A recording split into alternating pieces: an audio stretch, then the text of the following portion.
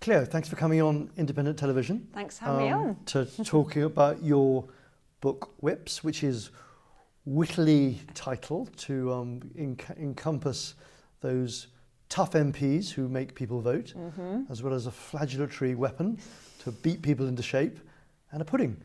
Yeah, I'm glad you got it. Yeah, no, it's all very witty, but it's a novel which seems based on people who you've worked with. Is that fair? I mean, I can see how people make that connection. I think it's certainly based on the caricatures of what we imagine politicians are like.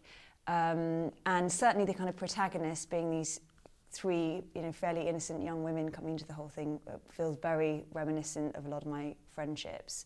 But as much as this is a kind of satirical, fictional novel, I did also want it to feel quite realistic to people. And I think it's important that this does feel, I'm sure, like the sort of dregs of what it's like working with MPs. But this is specifically based around a leadership contest when I really think the kind of navel-gazing and infighting kind of hits a crescendo.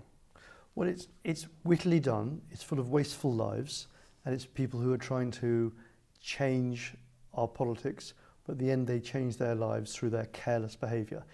Is that what happens in number 10? I mean, I don't know if it's just in number 10, and I definitely don't think it's in this number 10, but I definitely think politicians throughout the ages have made mistakes. They've made arrogant mistakes and they've tripped up on them. But it's also about, the flip side of this book is about the ability for women in particular to kind of make hay with the situation they're given. I think, very, very true to life for me was that women in Westminster were underestimated a lot, and the whole point of this book is about kind of women coming out on top and winning. So as much as these men might make... Sometimes it's literally on top. There's quite a lot of That's sex true. in there. That's true. It's a bonkbuster as well as a expose of the morality or lack of morality in Westminster, isn't it? Yes, I mean, I think on the morality point, I think it can be quite a corrupting system to come into, and some people really thrive, or at least survive, and some people don't, and it's a commentary on that for sure. But I think speaking on the sex part of it, you're right, there is quite a lot in there, but I really think there's a distinct difference between writing about sex and writing about intimacy, and the sorts of things that Geordie Cooper and Danielle Steele and co do so well is the intimacy side, and this is MPs having sex, so it's the equivalent of sort of watching an embarrassing scene in a film with your mum and dad, a little bit cringy. And did you have lots of material to work from your experience? Sadly, not my own. Not your own, no, I wasn't. Which I think my husband's quite pleased about, but you can. I think it speaks to how difficult the life of being married to a special advisor is, that he's happier being ridiculed a bit by his friends being married to a lady author now than when I was working in Downing Street. And is politics quite a hothouse of people letting off steam, literally, illicitly, and sometimes even illegally under the COVID rules? Well, so I think that the first part of instead of letting off steam, I think the main thing is the context is there. There's the opportunity for sex around Parliament. It's obviously got kind of little nooks and crannies. There's alcohol. They're there late. I mean, there are those kinds of opportunities for sure. And these letting off steam moments. I mean, every party conference, regardless of the party, people make fools of themselves for sure. I mean, I personally, I take your point on the kind of partygate side.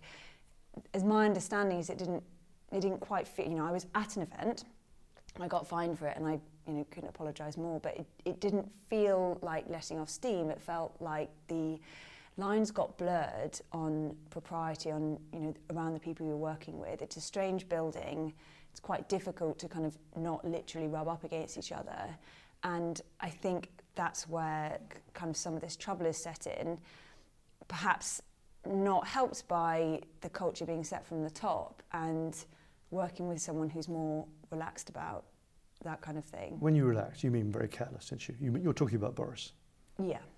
And was it coruscatingly corrupt, almost that degree of carelessness? Do you mean about Partygate or in general? I mean generally the atmosphere of there was the country locked down, people unable to see their loved ones, funerals being very poorly attended because of the limits on numbers. And there's this sense of Downing Street. There was frivolity, there was drinks, there was people ignoring the rules. And as you said, that came from the top. And you're talking about the Prime Minister, aren't you? The ex-Prime Minister. Yeah, I mean, I think there's an important differentiation here, where I think because partygate is all that the public, and particularly families who've lost members to COVID, and of course doctors and nurses have heard, is that this is what people were doing with their time, that they were partying and being sick and throwing wine up the walls. And these instances did happen, and for me, they came as a great shock when I read about them when they came out. But what these people were doing with their time, like young, diligent civil servants and officials, was much more kind of harrowing and difficult. And I think this eventual COVID inquiry will delve into that much more carefully to make sure that, yes, there's the proper scrutiny on partygate, but there's also looking at the sites for mass graves they were signing off, and the ice rinks they were looking at hiring for potential morgues, and everything they were doing, particularly at the beginning when we were kind of flying blind and didn't know enough about this horrible disease, ringing up individual hospitals to find how many people had died that day. But do you think that, listen, you've been inside when there's been investigations going on. What is the atmosphere and sense of foreboding? Well, I'd left by the time the partygate inquiry was happening, but my understanding was that it was deeply unpleasant, and particularly as new information kept coming out, there was a certain amount of disbelief from some people still working in government that the government line didn't change on, no wrongdoing occurred. But, I've been around where there've been other leak investigations and so on, and I think there's a great deal of suspicion and worry, and truthfully I think this new information from Lady Hallett about being after private WhatsApps will concern a lot of people, because I think what the interesting point about what she's trying to do is she will decide what she thinks is relevant to the inquiry, and perhaps with any other Prime Minister that kind of becomes more complicated, because you think these are personal devices that we use to communicate with each other. But Boris Johnson did run a lot of his government via WhatsApp, and so I don't know if there's a practical solution here where perhaps he can, they can decide between them what they think is fair and what isn't. So if it was a government run by WhatsApp, isn't WhatsApp a medium where people are fairly free with four-letter language, with we've seen this in being reported on in the papers already. Is that carelessness of language is what they're worried about? I shouldn't think so. I imagine there's plenty of private conversations that they genuinely deem out of scope, and there's a possibility that people are feeling anxious about these things leaking, things that perhaps Baroness Hallett agrees aren't relevant to the inquiry, but they find their way into the public sphere anyway. I mean, plenty of people got burned from Matt Hancock's WhatsApps ending up in the Telegraph, and I do understand why there's quite a lot of anxiety there. And when you're asked about these things, I mean, some of the Boris supporters have made some vaguely threatening noises about collateral damage happening. Does that concern you, that people are going to be a little bit intimidated? Well, I know that I haven't kind of been involved in any of this, and it's an unfortunate week to be promoting a book, even if it is fiction.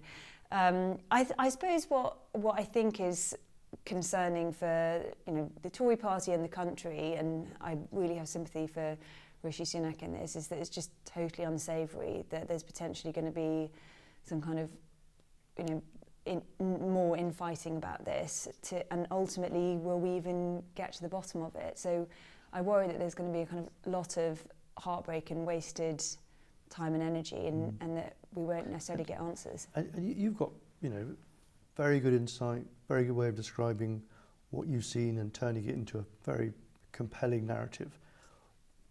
With your experience of what's going on now, what do you think inside the Boris circle they'll be thinking at this stage?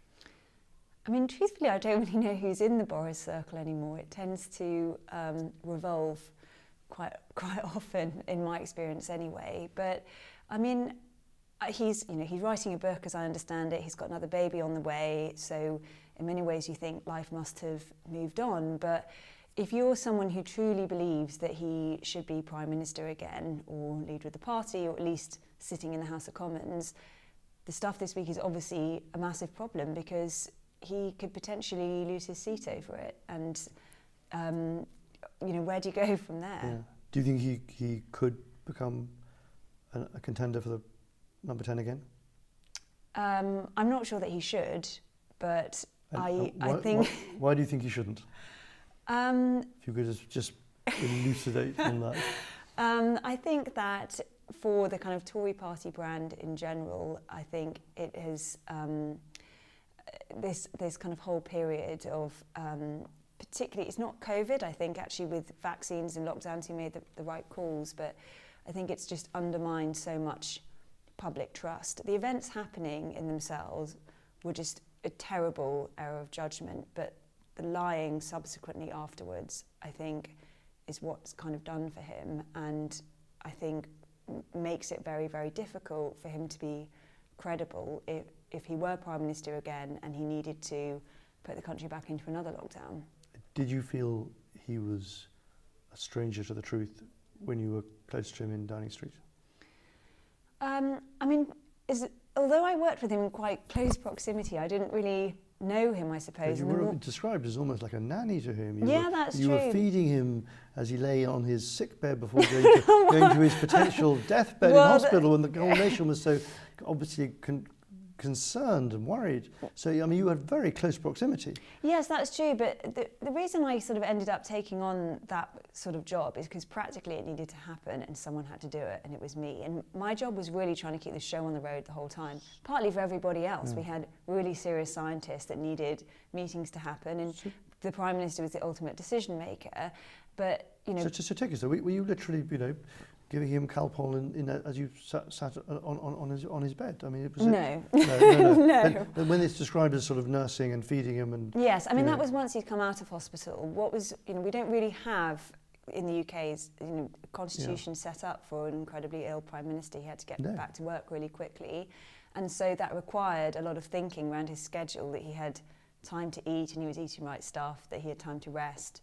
That he was ultimately able to make the decisions that were needed for the team to be able to get on with what needed to happen. My relationship with him was in that kind of nannying way rather than confidant. So you went from quite a close, caring role to being fired. Yeah. And was being fired a shock? I mean, you were compared in the conversation, which seemed to be meandering in a different direction until you brought it back to the reality of what it was, to an old lamp which he associated with someone else, presumably Dominic Cummings. Yes, that's right. I mean, I still don't quite know whether I was fired or if I resigned, truthfully. But I think you were fired. Well, I'm very grateful to him for firing you. Well, in some ways, yes, because I wouldn't have kind of got on and done this book. And actually, I think in politics you have to be ready to leave at any time. You never know when the kind of door's going to close. And, it had been a tough year. Have you spoken to him since being fired? I saw him very briefly around the COP26 climate change summit in Glasgow, which obviously he's very interested in. And was that what's called awkward? He's quite an interesting character in this. I mean, I don't know what he'd say to me if he saw me now, but he seems to let bygones be bygones, and he seems like perfectly happy to see me, but was obviously whizzing off to speak to Joe Biden or somebody. But he's sort of like that. Yeah. I mean, he obviously has quite a high turnover of people around him, but he also seems to be sort of fairly forgiving and hopes for the same in return. 3 words to describe him. Disorganised, interesting. I mean, he's an interesting character study to be around, and ambitious. Morality, 1 out of 10? Oh, I mean, I was at one of these events myself. I don't know if I can be You can be judging. honest, you can be as honest as you like. I don't know if I can Baroness Hallett this one, but... Come on, you're a forthright author. There's nothing you couldn't tell us in this riveting... That's fiction. That's fiction, very deliberately so. 5? 5. Did you feel... I mean, you say it's fiction, but actually it's a device to tell us what happened inside Number 10, isn't it? I don't think that's quite true. I definitely wanted it to feel realistic. One can link personalities to characters who are almost identical in the pattern of behaviour or the events which turned out to specific characters. And you've had it carefully legaled for reasons so that it wasn't too identifiable with some of the worst things which happened, so the book doesn't become actionable. So I do think it's unfair to say it is a revelation of events and behaviour in the heart of Westminster. I think perhaps for political advisors, that's the fun of reading it for them, is guessing who's who. The kind of insiders will find it quite interesting, but I also want this to be for a different audience, people who aren't necessarily interested in politics, for them to get a sense of, what's largely written about politics is quite heavy non-fiction written by men who haven't necessarily been in the room themselves. They're relying on very good first-hand accounts, but that is slightly different. And I want other people to be able to kind of get an insider's take and get in on the joke as well. Now, Rishi's a great fan of Julie Cooper, we hear. He's only human. Do you think he's... what's his experience of whips? I don't know. I mean, there were no kind of diligent Asian young ministers in it, but maybe that's the book too. But I think he will find it quite interesting, particularly the kind of shenanigans that happen around a leadership contest, which obviously he was in last summer. So I hope it doesn't kind of trouble him to take him back to there. But he's got quite a lot to be getting on with, so I do understand if he doesn't have time to read it. I want to come back to just what's going on today. So we've got, you were Deputy Chief of Staff for Boris Johnson. At the moment he's under potentially 2 police investigations, the Privileges Committee, and scrutiny from a lot of powerful places, which at worst could end his political career, at worst could end up with a criminal punishment. It doesn't sound so good when you say it like that. Do you think there's a tragedy about that someone who should have so desired to be Prime Minister should end up in this position where he's being hunted and looking a bit haunted? I mean, I think there's always something quite tragic about things not panning out for someone the way they wanted to. He obviously wanted this so badly, and yeah, that is hard, but these are his own mistakes, and it's not like something incredibly unfortunate came along. I mean, COVID's not ideal, obviously, but there was also an opportunity to, defy his detractors and show himself as someone incredibly diligent and hardworking and decisive. And so as difficult as it is, and I do feel for him on that, and it must be pretty devastating shy of 60 to be having to kind of reassess a lot of your life. The buck does stop with him. And do you feel the assessment of Dominic Cummings as he was a shopping trolley, out of control, potentially something which could cause damage to other people in the shopping aisles? I want to describe my job to someone as being like a piece of cartilage between 2 bones, and I think Dominic and Boris Johnson were the bones and I was the cartilage in between. But because obviously there's someone there who's very decisive, got a very clear idea of how they think things should be done, and someone who wants to take more kind of soundings and does have their mind changed quite easily. And it's quite hard to marry those 2 things together, apart from when you're running into the 2019 general election and they were absolutely pointed in the same direction.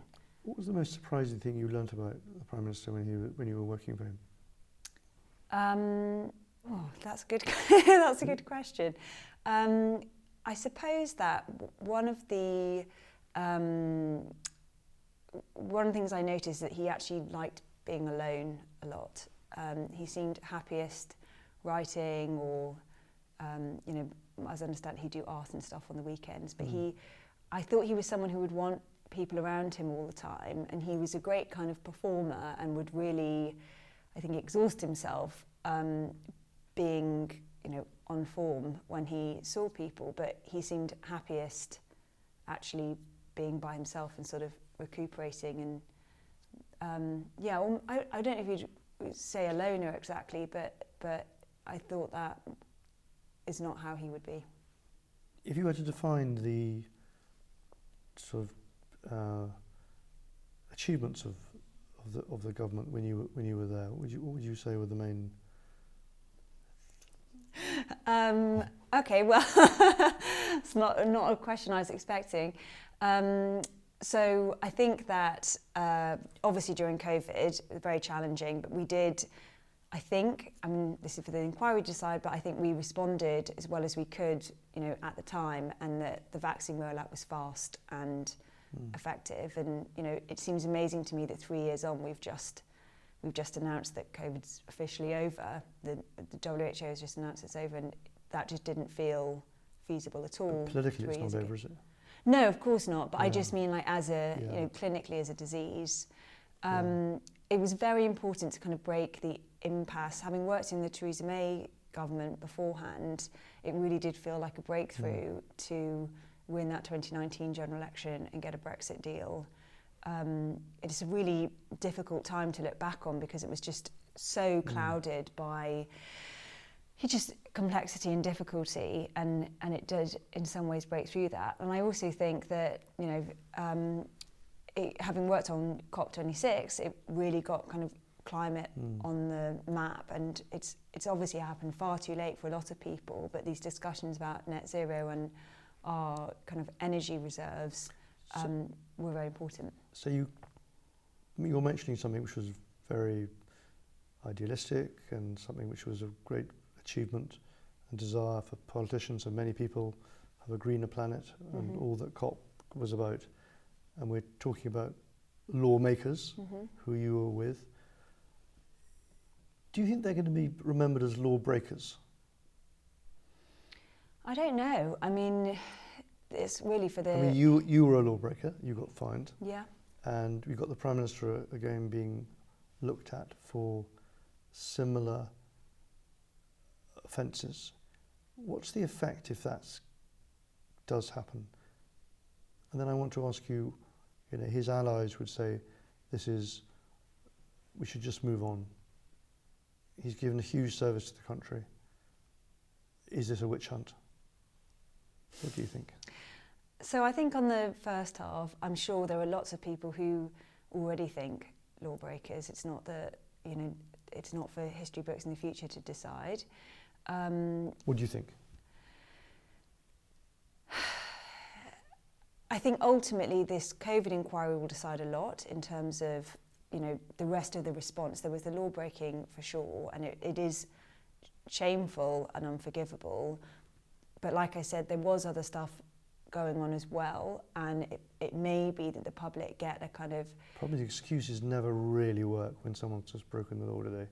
There's always I'm not trying to make an excuse. No, you're trying to explain. I understand that. No, but if he and his friends and family are found to have broken, do you think there'll be understanding for the reasons you're giving, or do you think there'll be crossness that the people in charge of our country... Oh yeah, so the second half of your question, it's much more challenging, isn't it? I mean, he does have his supporters, and they think that this is a politically motivated stitch-up. I'm not sure that's true, because this is information that he, as I understand it, willingly gave his own lawyers. But it's really difficult, and I don't know whether you'll necessarily change the minds of his supporters by any more of this information coming out. In my experience, it often makes people more entrenched in their views.